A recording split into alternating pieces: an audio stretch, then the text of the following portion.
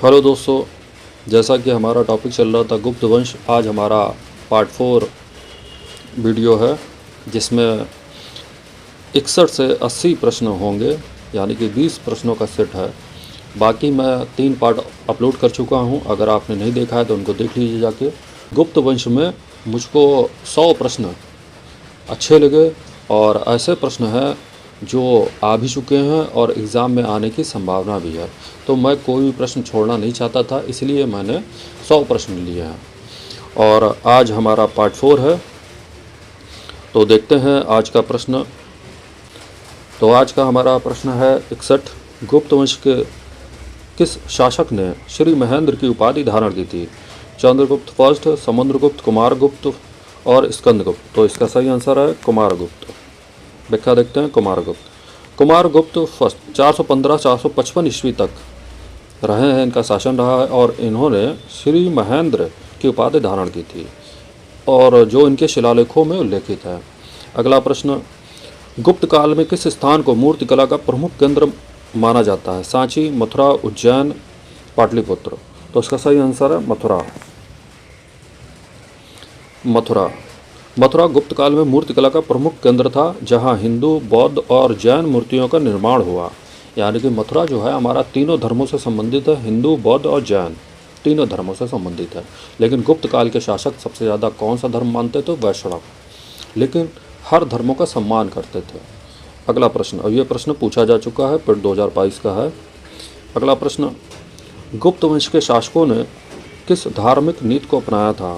धार्मिक असहिष्णुता, धार्मिक सहिष्णुता, केवल वैष्णववाद, केवल बौद्ध धर्म। तो इसका सही आंसर है धार्मिक सहिष्णुता।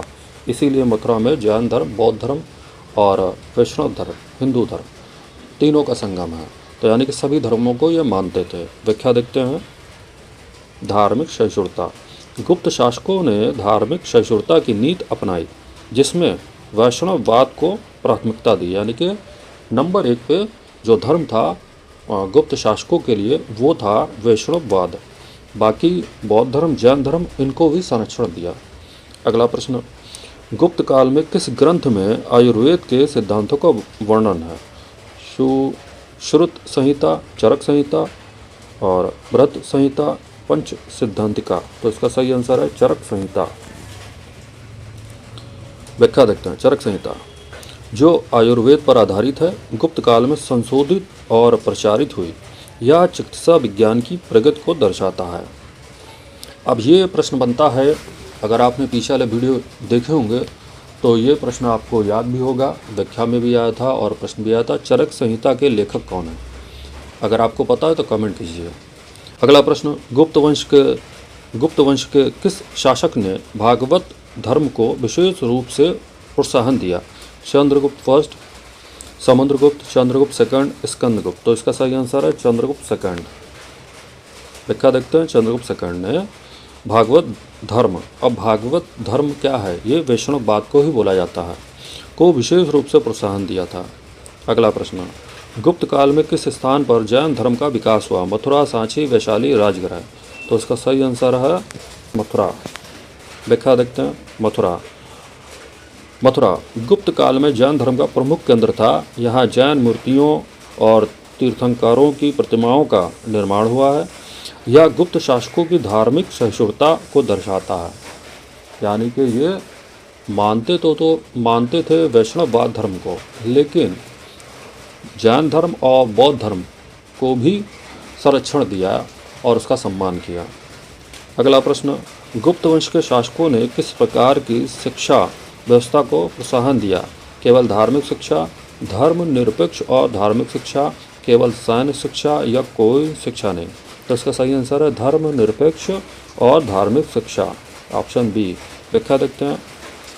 धर्मनिरपेक्ष और धार्मिक शिक्षा, गुप्त शासकों ने नालंदा और वल्लभी जैसे विश्वविद्यालयों के माध्यम से धर्मनिरपेक्ष यानी कि गणित, खगोल शास्त्र और धार्मिक बौद्ध, हिंदू, जैन शिक्षा को प्रोत्साहन दिया। यानी कि सभी विषय पढ़ाए जाते थे, यानी कि सिर्फ वैष्णववाद की बात नहीं होती थी।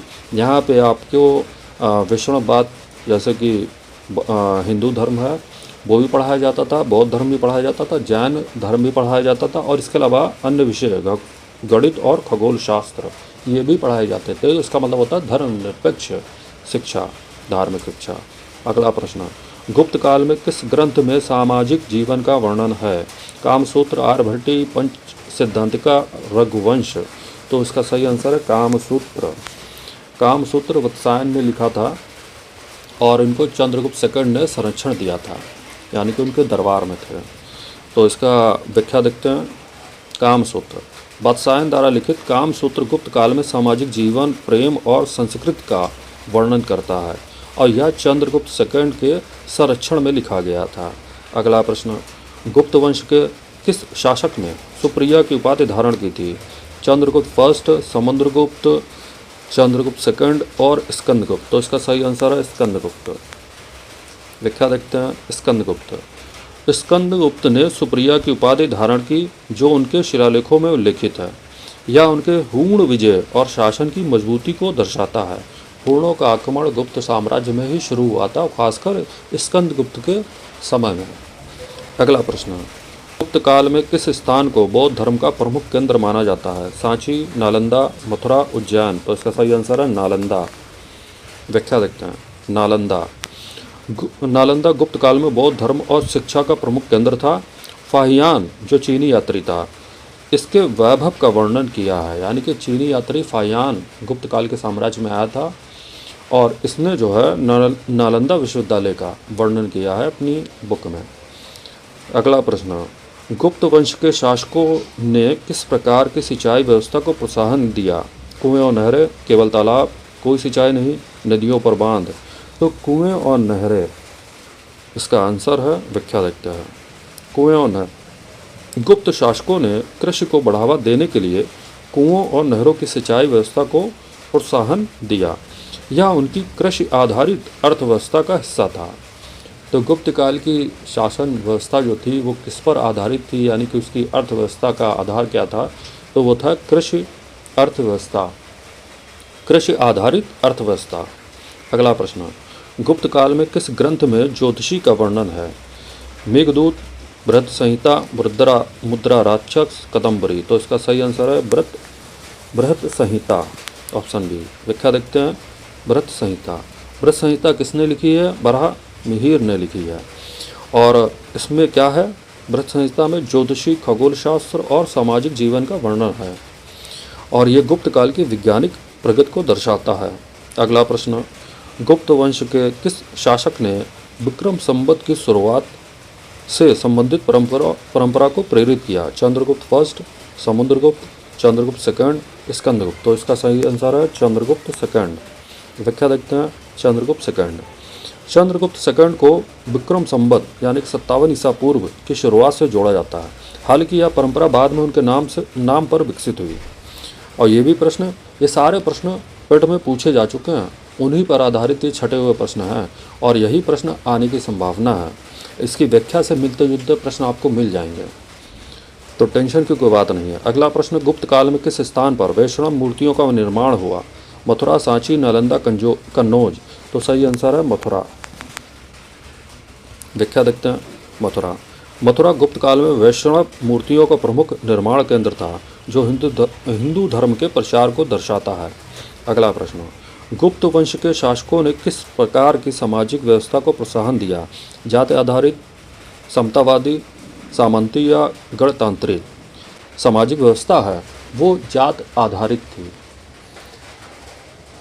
पूर्व वैदिक काल में कर्म आधारित थी, यानी कि जैसा कर्म करोगे, जैसा काम करोगे, जैसा धंधा करोगे, उसी हिसाब से जात बन जाती थी। लेकिन उत्तर वैदिक काल में जन्म आधारित हो गई थी और तभी से ये जन्म आधारित चल रही थी। तो ये जात आधारित, इसका आंसर जात आधारित होगा। तो इसका सही आंसर है जात आधारित, ऑप्शन ए है जात आधारित। गुप्त वंश ने जात आधारित सामाजिक व्यवस्था को प्रोत्साहन दिया, जिसमें ब्राह्मण और क्षत्रिय वर्गों को विशेष महत्व दिया। अगला प्रश्न, गुप्त काल में किस ग्रंथ में नाटक लेखन की कला का वर्णन है? नाट्यशास्त्र, कामसूत्र, आर्यभट्टी, बृहत संहिता। तो इसका सही आंसर है नाट्यशास्त्र। व्याख्या देखते हैं। नाट्यशास्त्र किसने लिखा था? भरत मुनि ने लिखा था। तो भरत मुनि का नाट्यशास्त्र गुप्त काल में संशोधित और प्रचारित हुआ, जो नाटक लेखन और प्रदर्शन कला का आधार था।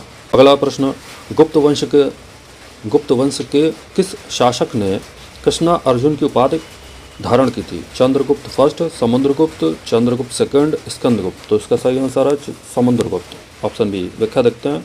समुद्रगुप्त।